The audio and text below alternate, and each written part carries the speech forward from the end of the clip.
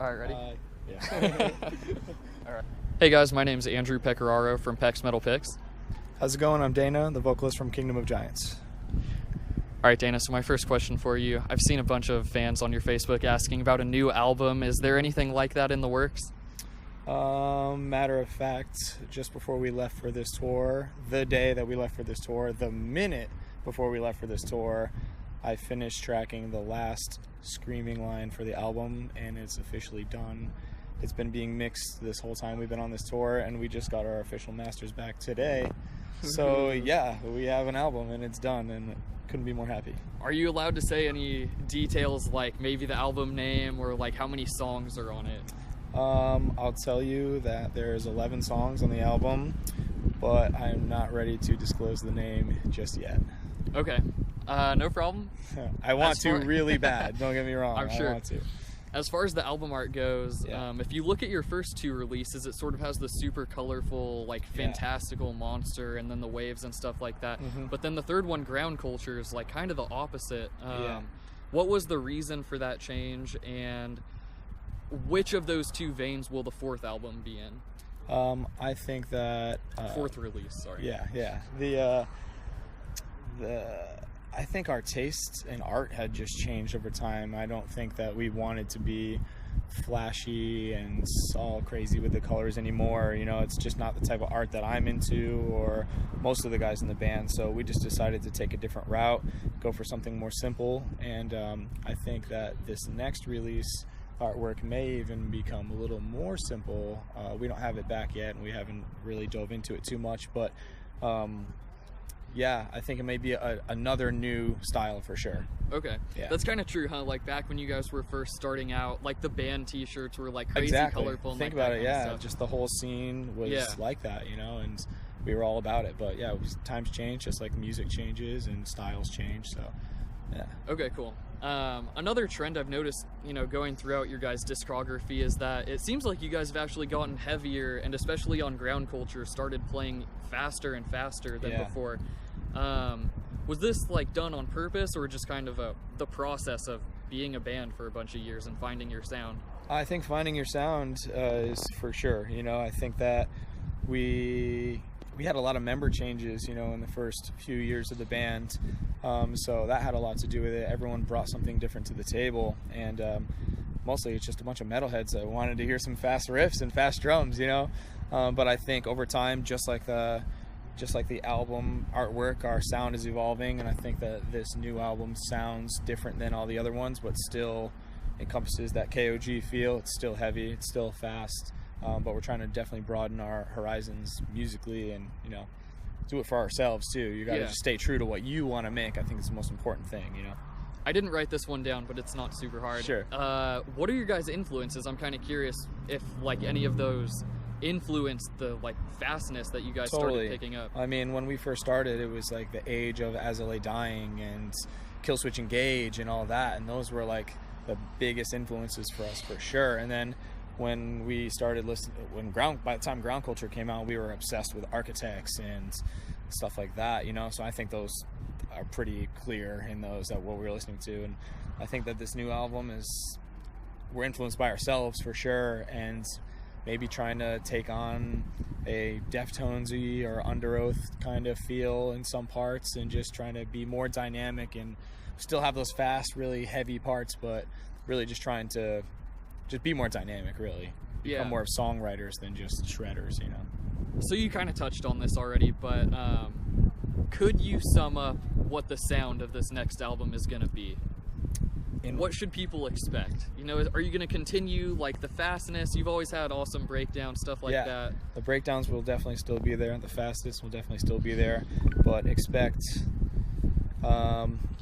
me trying new things with my vocals and pushing the clean singing to a next level for me, for sure. Songwriting being more important than just about anything. And just hopefully trying to bring the dynamics and creativity to the table for sure. Awesome. I'm looking forward to it, dude. I'm so excited. Like going back and listening to your old stuff today and writing these, I'm so excited for it. But So you guys are signed to In Vogue Records. Yes. You'll be releasing it with them. I wanted to ask how you like being signed to them, because I seriously love In Vogue, and I think every band on there is so good. Yeah, I don't have anything bad to say about In Vogue. They've always done with, done the best for us, and we have nothing bad to say. It's great, It's awesome. That's good to hear. hear. I mean, I don't really know what else there is. It's a good label. Nick's a good guy, and it's fun to be a part of.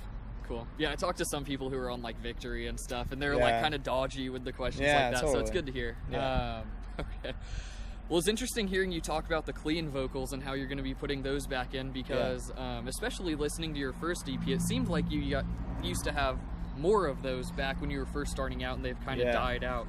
But you're going to be bringing them back in a little? Totally, yeah. When we first recorded the EP, I was such a new member to the band. I had very little say in the writing of the album. It was basically done when I had gotten there, and there was a different clean vocalist at the time, so he was much more in control of the vocals, so there was a lot of that. And then when he left, we searched for a new clean vocalist, but we just couldn't find the person who we could trust as a person, trust musically. We didn't want to go take somebody out on the road and then have them quit, and we've already announced a new singer, and we were just like, why bring someone else into this?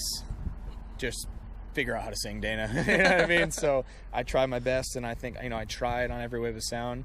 I think I got better on Ground Culture, but I was still definitely trying to find my voice, and I think I've done a much better job finding it on this album for sure. Okay, so I also didn't write this one down, but it came to me while I was looking over your guys' past stuff. Your first EP, a lot of the songs have 100,000 views or more. Does bringing back the clean singing, is part of it based off of the success of that EP? No, I think no. Our tastes have changed for sure.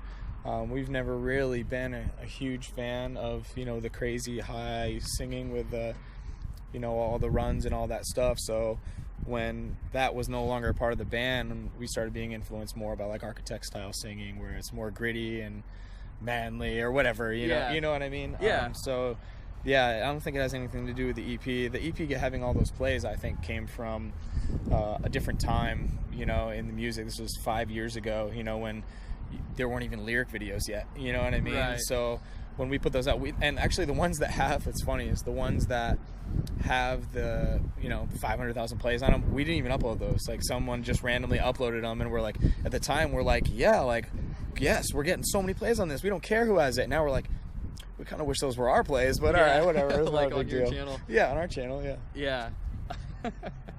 So your main music video from Ground Culture, and a lot of your guys' merch designs rep the like the 2 triangle, basically, time glass figure. Yes. Can you explain the significance behind that and like the meaning? And Totally. I mean, it was on Every Wave of Sound also. Yes. In that chapter of our lives, we were repping the symbol for extinction. It's a circle that has an hourglass inside it, and it's actually there's a company called the Extinction Symbol, and they are a company that tries to spread the message that we are running out of time on our planet if we keep treating it the way we do. So the circle represented the earth, and the hourglass represented that we're running out of time. So we tried to help spread that message through our lyrics, and spread that message around. We did that for 2 albums, but I think now it's going to be time to maybe come up with something new that's our own and take it from there. Based on the lyrics off the new album, are there any like overarching themes or any topics that come up more than once, or basically just anything that's important to you guys? I just feel like lyrically on this album, I just didn't know where I was going to go with it. And then I just sat down and we had one song done, which was Motif. It was the first song we wrote. And I sat down to start writing, and I was like, what am I going to write about? And I just started writing whatever I wanted to. And I just felt so honest with those lyrics, and I just talked about what was on my mind and what was bothering me in life with myself.